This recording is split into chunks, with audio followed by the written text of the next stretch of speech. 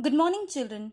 So, in continuation of our previous lecture, today we are going to understand the concept of break-even point.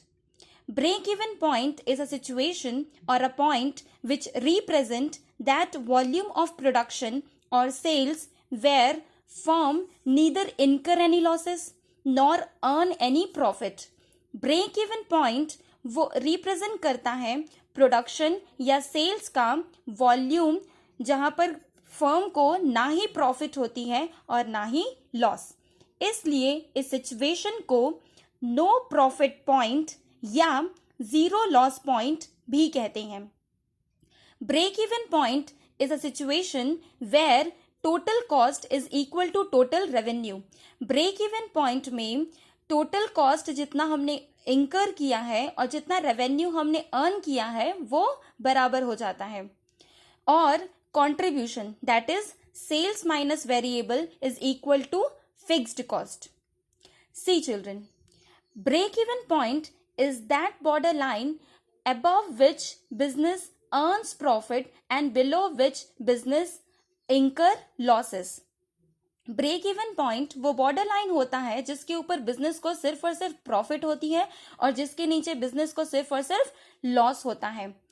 और इस border line पे business को ना ही profit होती है और ना ही लॉस होता है और इस बॉर्डर लाइन को हम BEP that is break even point कहते हैं। किसी भी बिजनेस को सेटअप करने के लिए इनिशियली हमें कॉस्ट इनकर करना पड़ता है। सपोज कि हमने 5 लाख के बिजनेस सेटअप करी। ये 5 लाख जो इनिशियली हमने इनकर किया है कॉस्ट, ये कितने साल में कितने महीने पे हम कवर अप कर पाएंगे, हम इक्विलाइज कर पाएंगे। सपोज कि हम हर साल 1-1 लाख की प्रॉफिट अर्न करते हैं, बिजनेस में हर साल 1 लाख की प्रॉफिट अर्न करते हैं, तो ये 5 लाख जो इनिशियल हमने लगाया है वो कितने साल पे हम कवर अप कर पाएंगे, that is within 5 years. And after 5 years the business will be start earning profit. उसके बाद business profit earn करना शुरू करेगा। ठीक है, so every business wants to equalize the situation, that is why it is known as equilibrium point. So company or organization needs to balance it, so it is known as balancing point. And at least business wants to come up at this stage so that after they will be earning profit, so that is why it is known as critical point. They are willing to come in this stage, so it is known as critical point. So now let's understand the concept of BP with the help of operating leverage and financial leverage. In operating leverage we have different components like sales revenue. Sales करने से हमारे पास जो revenue मिलती है, हमें sales करने से जो हमारे पास इनकम होती है उसे हम सेल्स रेवेन्यू कहते हैं। उसमें से variable expenses is that expenses which changes with the changes in the level of the output. अगर हम प्रोडक्शन वॉल्यूम इंक्रीज या डिक्रीज करते हैं तो वेरिएबल एक्सपेंसेस उसी के अकॉर्डिंग इंक्रीज और डिक्रीज होता है। वेरिएबल एक्सपेंसेस का पे ऑफ करने के बाद जो हमारे पास अर्निंग बचती है उस अर्निंग को हम कंट्रीब्यूशन कहते हैं। कंट्रीब्यूशन में जो फिक्स्ड एक्सपेंसेस होते हैं, fixed expenses is that expenses which does not changes with the changes in the level of the output, it remain fixed और कांस्टेंट। फिक्स्ड एक्सपेंसेस प्रोडक्शन के वॉल्यूम के चेंज होने के साथ साथ चेंज नहीं होता है, ये फिक्स्ड ही रहता है। फिक्स्ड एक्सपेंसेस का पेमेंट करने के बाद जो हमारे पास अर्निंग बचती है उस अर्निंग को हम earning before interest and tax कहते हैं, EBIT। Okay, so suppose sales revenue हमारे पास है 40,000, उसमें से हमने वेरिएबल एक्सपेंसेस 30,000 माइनस कर दिया तो हमारे पास अब कंट्रीब्यूशन बचा 10,000। और 10,000 में जो हमारी फिक्स्ड एक्सपेंसेस थी 10,000, ये पूरा का पूरा पेमेंट हमने कर दिया। तो जहां पे कंट्रीब्यूशन बराबर हो गया फिक्स्ड एक्सपेंसेस का तो हमारे पास EBIT क्या रह गया, 0। Earning before interest and tax is 0. So this is the situation where the contribution is equal to the fixed cost. Now understand the concept of break-even point with the help of operating leverage. So let's now next understand with the help of financial leverage. In financial leverage, we use EBIT. And in operating leverage also we use EBIT. So EBIT is the linking point between operating leverage and financial leverage. So it is linking point between operating leverage and financial leverage. EBIT में earning before interest and tax, अभी ऐसी earning है जिसमें interest और tax का payment नहीं हुआ है. हमने इंटरेस्ट माइनस करने के बाद हमारे पास क्या बचा? Profit before tax. Profit before tax में टैक्स का पेमेंट करने के बाद हमारे पास जो बचा वो है profit after tax. Tax payment करने के बाद प्रॉफिट. इस प्रॉफिट में अगर हमारे कैपिटल स्ट्रक्चर में प्रेफरेंस शेयर होल्डर्स हैं तो उन्हें प्रेफरेंस डिविडेंड देना होगा, तो माइनस प्रेफरेंस डिविडेंड. अब प्रेफरेंस डिविडेंड देने के बाद जो प्रॉफिट बचती है वो इक्विटी शेयर होल्डर का होता है. So profit for the equity shareholder. Profit for the equity shareholder में नंबर ऑफ द शेयर्स का डिवाइड करने से हमारे पास आता है earning per share. Clear? So let's now understand break-even point with different 4 conditions. So before understanding these conditions, we need to understand what is capital structure. Capital structure is the ratio or the perfect combination of borrowed loan and owned loan. Owned loan हम equity share को कहते हैं क्योंकि equity shareholders are the ultimate owner of the organization.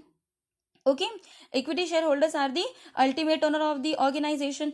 And debenture, if we issue the debenture or we borrow the loan, that is known as borrowed loan. जब debenture हम issue करते हैं तो debenture holders को कुछ fixed percentage of हमें उन्हें interest देना होता है. प्रेफरेंस शेयर होल्डर्स को हम फिक्स्ड परसेंटेज ऑफ डिविडेंड देते हैं. डिबेंचर होल्डर्स को इंटरेस्ट देते हैं, प्रेफरेंस शेयर होल्डर्स को डिविडेंड पेमेंट करते हैं. And reserve. So these are the part of capital structure. See, we can say that reserve is a part of equity, though it has nothing to do with the number of the shares. Okay, so we can say it's a perfect combination of equity, debenture and preference. So with this combination, let's understand these 4 conditions. Our first condition is equity share.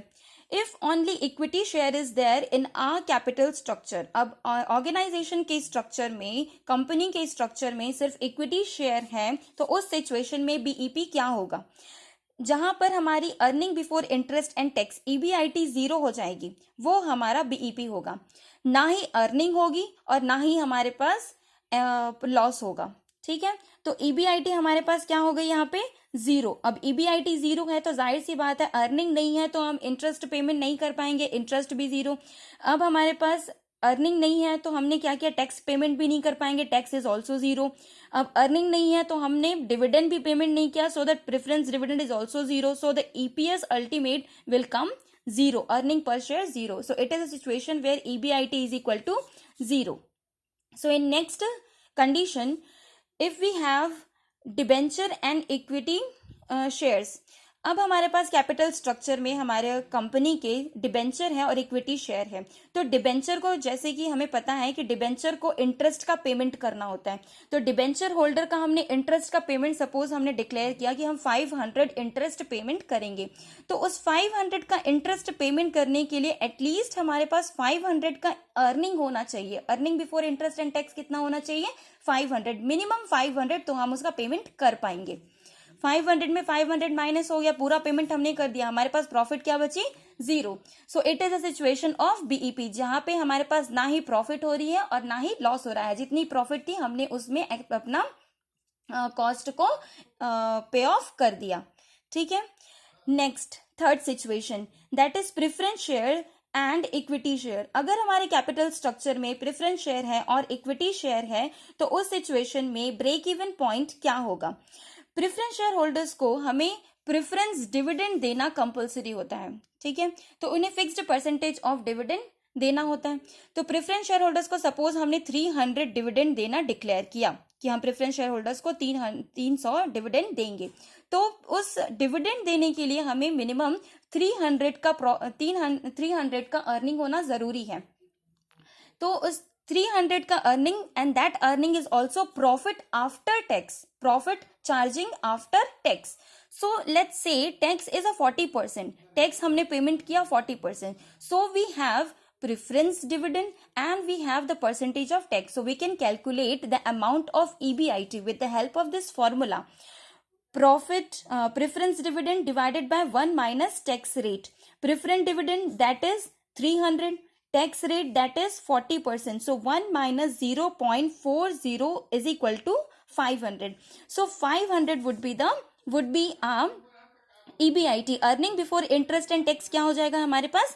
500 हो जाएगा. उस 500 में से अब हमारे पास borrowed debenture नहीं है, तो इसलिए इंटरेस्ट क्या हो जाएगा? 0. और अर्निंग बिफोर टैक्स हो जाएगा हमारे पास 500, जिसमें से हम 40% टैक्स पेमेंट करेंगे, दैट इज 200. तो हमारे पास 60% ऑफ अर्निंग बचेगा, और उस अर्निंग दैट इज 300, उस अर्निंग का हम प्रेफरेंस डिविडेंड पेमेंट करेंगे, और हमारे पास ईपीएस हो जाएगा 0.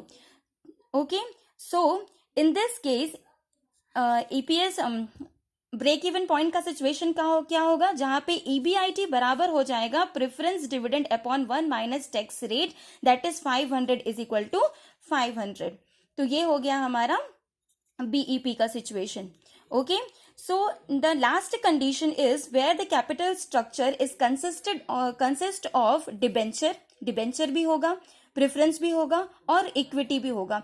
उस केस में बीईपी क्या होगा? उस केस में EBIT is equal to interest plus preference dividend 1 minus tax rate. Let's understand this with the example. Suppose अब हमारे पास है डिबेंचर है, तो कुछ फिक्स्ड परसेंटेज ऑफ हमें इंटरेस्ट देना होगा. तो हमने fixed percentage of interest suppose हमने 400 दिया, ठीक है. अब उस इंटरेस्ट में से उस इंटरेस्ट और प्रेफरेंस डिविडेंड हमको देना है 300 प्रेफरेंस डिविडेंड, ये भी फिक्स्ड है हमारा. तो 300 प्रेफरेंस डिविडेंड हमने दिया, और 400 हमने इंटरेस्ट दिया. तो 400 पेमेंट करने के लिए एटलीस्ट हमारे पास 400 का अर्निंग होना जरूरी है, ठीक है. सो ईबीआईटी सपोज हमने मान लिया 900, तो उस 900 में से अर्निंग इंटरेस्ट हमने 400 का पेमेंट कर दिया, तो हमारे पास प्रॉफिट बिफोर टैक्स कितना बचा? 500. उस 500 में से हमने 200 टैक्स का पेमेंट कर दिया. ओके, 40% हमने 2 का टैक्स पेमेंट कर दिया, और 60% जो हमारे पास अर्निंग बचा उसमें हमने 300 का प्रेफरेंस डिविडेंड पेमेंट कर दिया. प्रेफरेंस डिविडेंड पेमेंट करने के बाद ईपीएस हमारे पास क्या बचा? 0. So it is a situation where the EBIT equalise with the interest plus preference dividend upon 1 minus tax rate. Interest, that is 400, preference dividend upon 1 minus tax, that is EBIT, that is 500, and 500 plus 400 is equal to EBIT कितना हो गया हमारे पास? 900. Okay, 900 is equal to 900. So this is situation where break even point touches. Okay, so break even point इन चारों situation में पढ़ने के बाद next हमारे पास टॉपिक है BEP chart. So in our next class, we'll be dealing with break even point chart. Thank you, children.